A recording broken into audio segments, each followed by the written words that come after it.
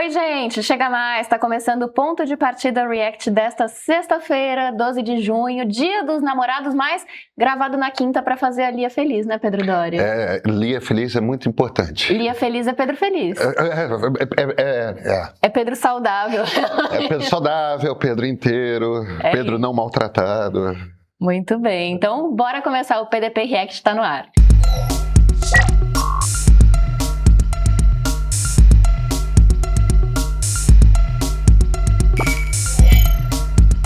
Bom, nas minhas últimas participações aqui, vocês andaram pegando leve com este Pedro Doria, mas essa semana os comentários estão ácidos, hein? Vamos a eles, começando pelo ponto de partida de quarta-feira, que foi Flávio perdeu o argumento. E aí temos aqui pessoas reclamando de falarmos de Flávio neste dia. O Rodrigo Magalhães escreve o seguinte: é isso aí, seu assunto é só falar dessa porqueira do Flávio. Renan Santos vai passar debaixo do seu nariz. Lu, vamos lá. Renan Santos tem fãs. E eles deixam muito claro que Renan Santos tem fãs. E tá tudo certo.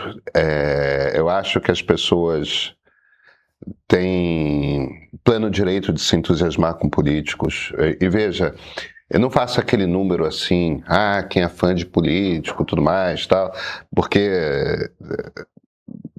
é da natureza da política que algumas lideranças surjam e despertem paixões. A gente já viu isso trocentas vezes.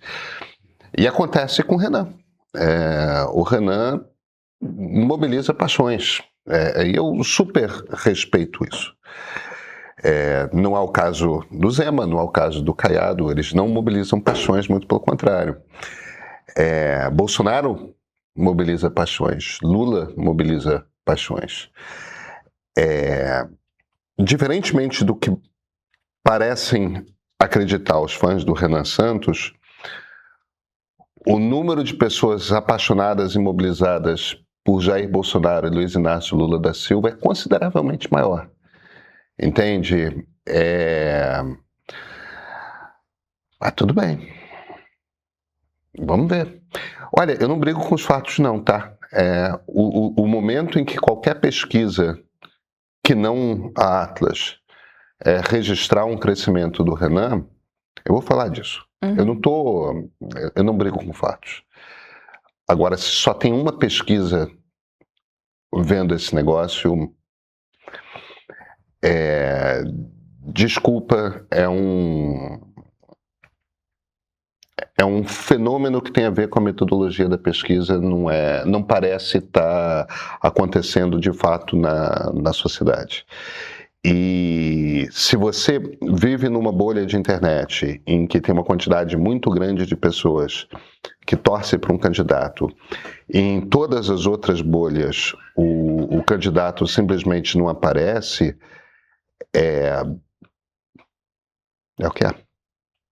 É interessante você falar sobre brigar com fatos, porque o nosso próximo comentário tem um pouco a ver com isso, né? Uhum. Na verdade, o Neur escreve pra gente o seguinte: Pedro, até quando a maioria da imprensa vai tratar Bolsonaro, seus filhos e seus correligionários do PL como normais e aceitáveis? Depois de tudo que fizeram e disseram, ainda terem altos índices de intenção de voto prova que esta mesma parcela da imprensa falhou miseravelmente na sua missão de lutar contra as fake news e a desinformação, bem como defender a democracia e a civilidade. Bem, vamos lá. Uma coisa é uma coisa, outra coisa é outra coisa. Os Bolsonaros são normais. A gente pode não gostar do que é normal. A gente pode não se conformar com o que é normal. Mas o que é normal é. Lu, a gente está na terceira eleição presidencial seguida, em que por baixo 30% dos eleitores à direita do espectro de cara se viram e falam qualquer um com o nome Bolsonaro é em quem eu vou votar. Isso é normal. 2018, 2022, agora 2026. Isto é o normal. Aceitável Do ponto de vista da democracia, não é aceitável, mas é o que é. E veja, não é um fenômeno apenas brasileiro o fato de que as pessoas não entendem bem o que democracia é. Isso é verdade, inclusive, para a esquerda, tá? Tem uma quantidade muito grande de pessoas de esquerda que acha que democracia é uma sociedade igualitária. E, embora sociedades igualitárias sejam compatíveis com democracias, elas são possíveis em democracias, uma democracia só te entrega isso se for o desejo de uma vasta maioria dos cidadãos eleitores em vários ciclos eleitorais, né? Porque demora para você implantar uma sociedade igualitária. Então, uma democracia é esse jogo aí. Todo cidadão tem direito a um voto, todos são tratados pela lei da mesma forma. Se a maioria quer alguém que topa dar um golpe de Estado, se a maioria quer alguém que é corrupto, se a maioria quer alguém que usa bigode, é o que a democracia entrega. Então, isso aí é um pedaço. É aceitável?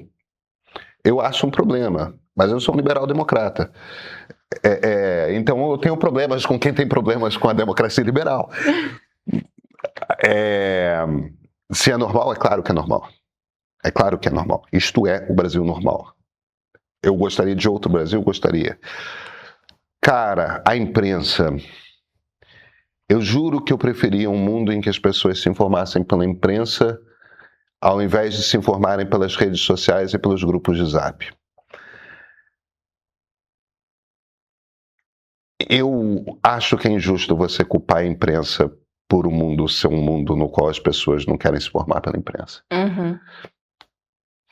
Eu ia falar isso como alguém que já trabalhou com fact-checking e que tentou muito, muito, muito desmentir boatos e fake news. Quem acaba perdendo a credibilidade é quem está tentando desmentir, não quem está trazendo as fake news. Assim, é uma coisa impressionante e sintomática do nosso tempo, né?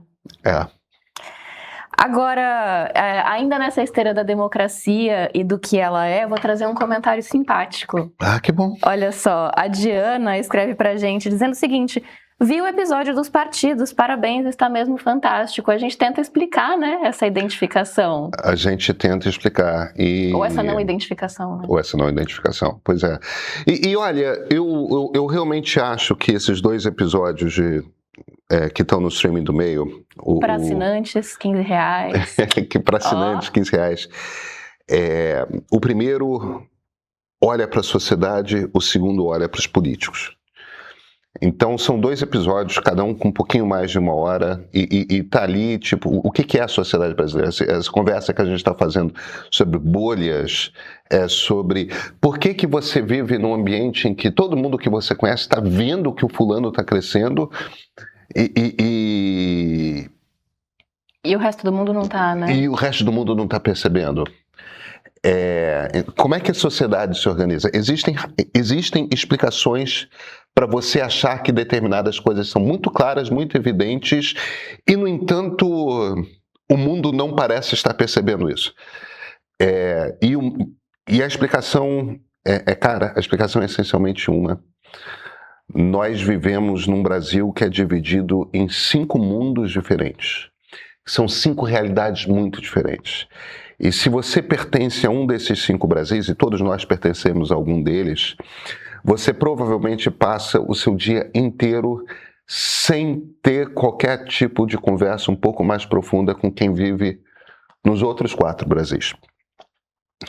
Então, primeiro, a gente tem um processo de todos nós vivemos num processo de uma alienação real existem outros 4 conjuntos de Brasil que vivem em realidades muito, muito, muito diferentes das nossas. Então, todas essas questões de qual é a sua prioridade em relação ao político, o que você acha que tem que ser feito, isso vai variar muito de acordo com a realidade na qual você vive. A realidade molda muito isso. E mesmo dentro de cada um desses Brasis, por exemplo, nós dois pertencemos a um conjunto que é um pouquinho maior do que 30% da sociedade, que é a classe média urbana, tá certo? A classe média urbana tradicional. 60% de nós, mais de 60% de nós tem ensino superior.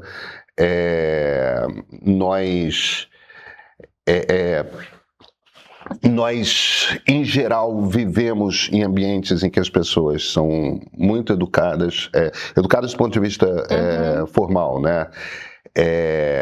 A gente circula mais ou menos pelos mesmos bairros, nós não somos isolados num mesmo conjunto de cidades. Em geral, a gente frequenta as outras grandes cidades, né? Se você é do Rio, você sempre tem um momento para dar uma passada, sei lá, em São Paulo, no Recife, Salvador, Porto Alegre, Belo Horizonte, né? E é meio que esse o tamanho, tá? São Paulo, Porto Alegre, Recife, Salvador, Rio de Janeiro, Belo Horizonte. Você ainda tem alguns bolsões em algumas capitais menores, né? Curitiba e tal, mas são bolsões.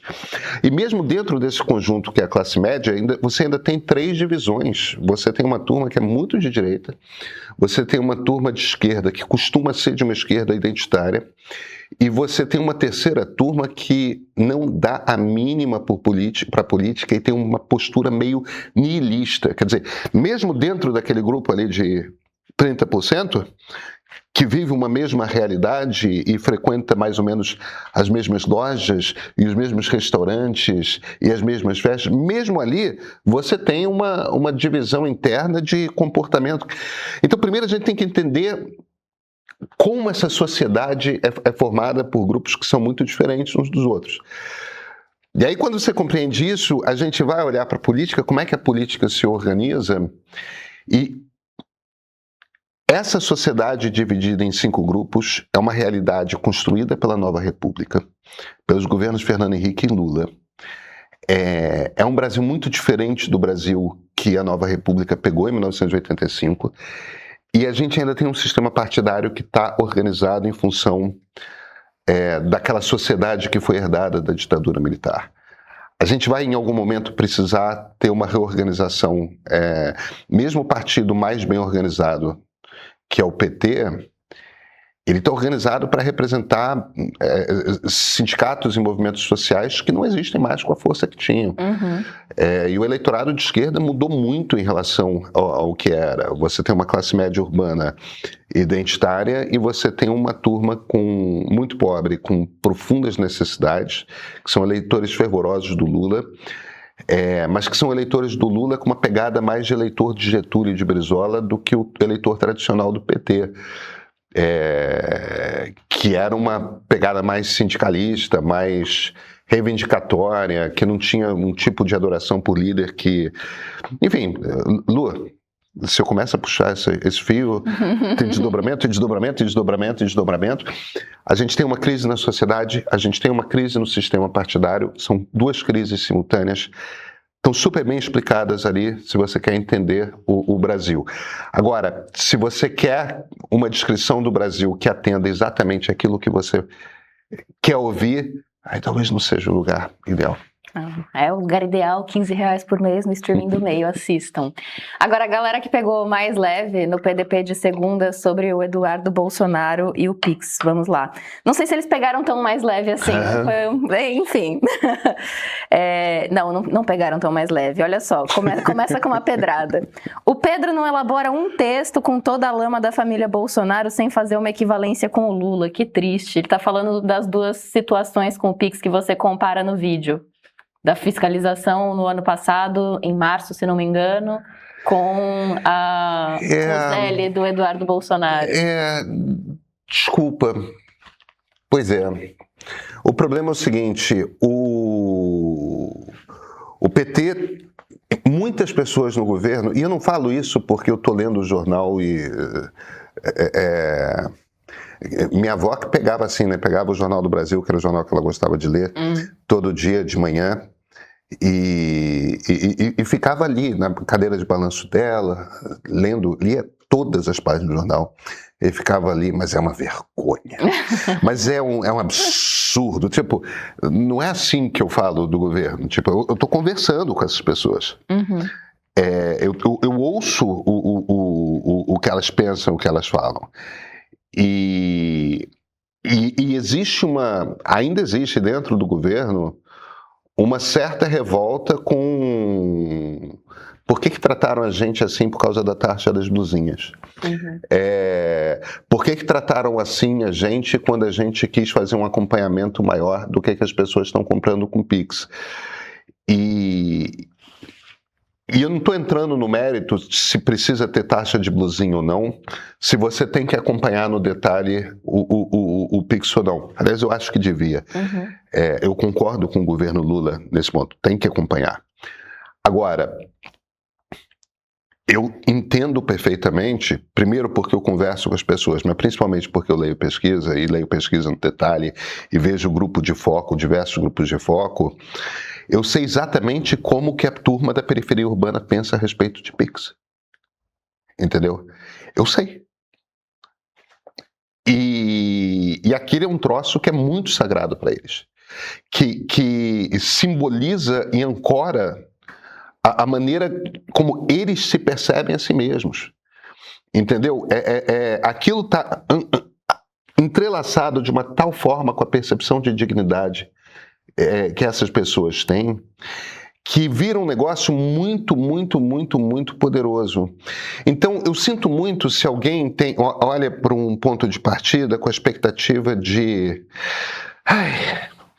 eu vou só ouvir o Pedro batendo no Flávio Bolsonaro e vou relatar. Por que ele está falando que o Lula erra também? Eu não quero... Eu entendo o impulso, mas o que eu estou falando ali não é uma coisa, hoje eu quero bater no Flávio, hoje eu quero bater no Lula.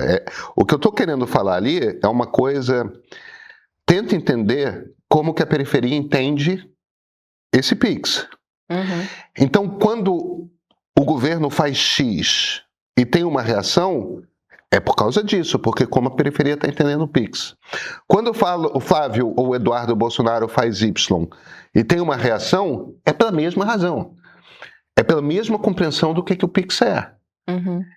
Entende? E aí, cara, é o que é. De novo,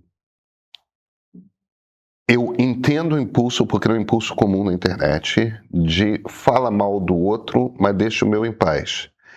E tá tudo certo. Não é o tipo de jornalismo que eu faço. E não vai ser. Boa.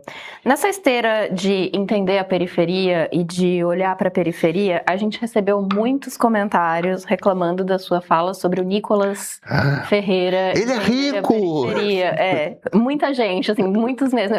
Eu pesquei um comentário aqui do Marcelo, mas tinha muita gente falando sobre isso. O Marcelo diz o seguinte: então o Lula, que nasceu pobre no sertão nordestino, virou operário e líder sindical, não entende a periferia, mas o Nicolas, que enriqueceu pregando para fiéis nas redes sociais e alimentando algoritmos para engajar uma base já convertida aos seus discursos, entende?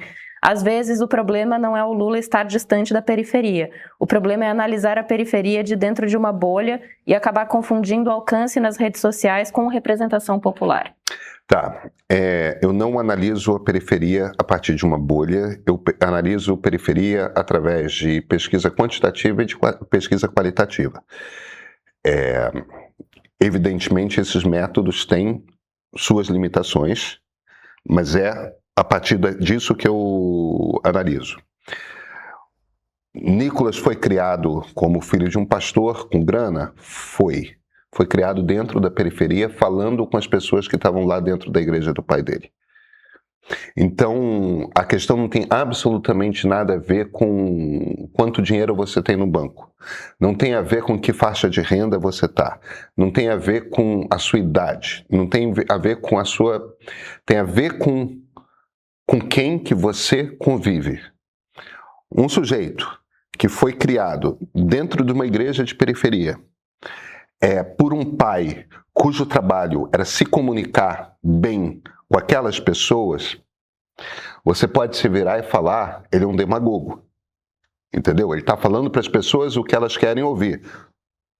Eu acho que é uma crítica super justa, mas O Nicolas entende muito mais de falar com a periferia do que o Lula, que em 2002 era presidente da República.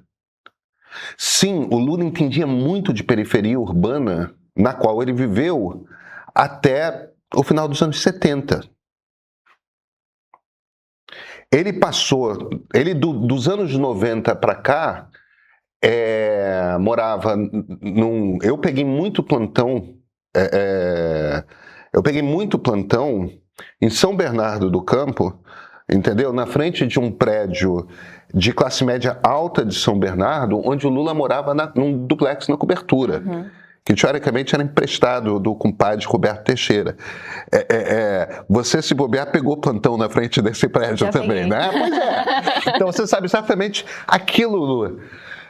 Você conhece o ABC melhor do que eu. Aquilo não é periferia. Não é. Não é, entende?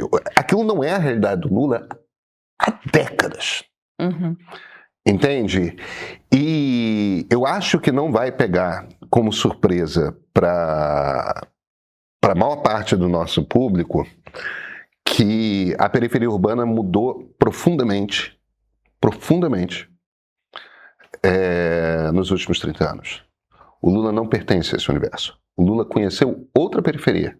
Era um tempo que tinha muito operário na periferia, era num tempo que o ABC era pujante e industrial, e não uma região muito mais dedicada a serviços como é hoje. Eu estou falando especificamente do ABC, mas eu poderia estar falando de toda a periferia urbana brasileira.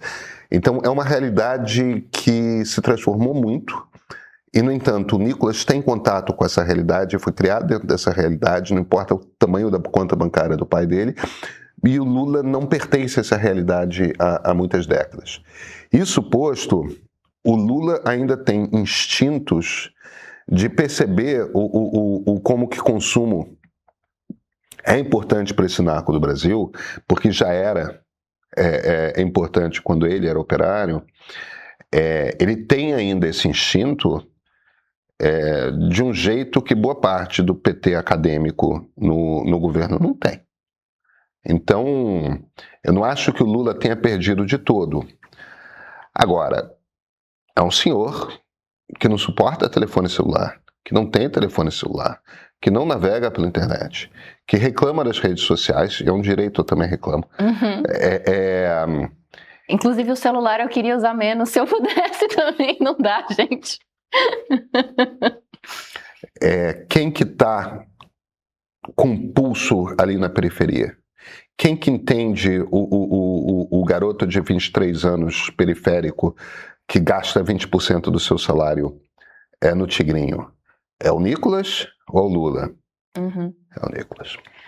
A sua fala sobre o ABC ela é bem importante, porque o ABC representa também muito da mudança da relação das pessoas com o trabalho, né? Quando eu sempre conto essa história no Central, quando eu estava na faculdade, ainda era um período, em 2006, quando eu entrei na faculdade, ainda era um período em que se o jovem do ABC fizesse o Senai, ele estava com o futuro dele garantido, porque ainda tinham muitas fábricas, muitas indústrias, enfim, isso realmente passou por uma transformação enorme. O ABC hoje é outra coisa, é outra região. Não, eu falo muito ciente de que você foi criada lá, né? Você conhece aquela realidade muito melhor do que eu. Agora, mudou, gente. Mudou muito. Para fechar, o Vini, aqui gentil com você, ele diz: a pior análise do Pedro é sempre a próxima. Achar equivalente às transações, achar equivalente à fiscalização de transações e a entrega do Pix ao estrangeiro é um insulto à nossa inteligência. De novo, eu estou falando de quais são os medos que as pessoas que estão na periferia têm. E como que a maneira como determinadas coisas são comunicadas tocam nesses medos. Se você vai mexer, mesmo que para o bem, mesmo com boa intenção, se você vai mexer com algo que emocionalmente ancora o sentido de dignidade das pessoas, você planeje muito como você vai explicar isso. E, independentemente de se o Lula queria o bem e o Eduardo queria o mal, e eu estou partindo do princípio que essa é a leitura que o cara está fazendo, tenho certeza que tem gente que acha que o Lula quis o mal e o Eduardo queria o bem. Não é relevante qual é a intenção. Se você vai mexer com algo que ancora emocionalmente a dignidade das pessoas, vai com calma, vai com cuidado, ao menos se você quer ser bem percebido por essas pessoas que por acaso têm cada uma direito a um voto. Muito bem. Lia, ele tá liberado. Pode ir pra casa, eu deixo. Muito obrigado, muito obrigado. Bom, gente, esse foi o Ponto de Partida React. Semana que vem, Yasmin Restum tá de volta. Até a próxima, Pedro. Muito obrigado, Luísa. É sempre um prazer. Sempre. Tchau, tchau.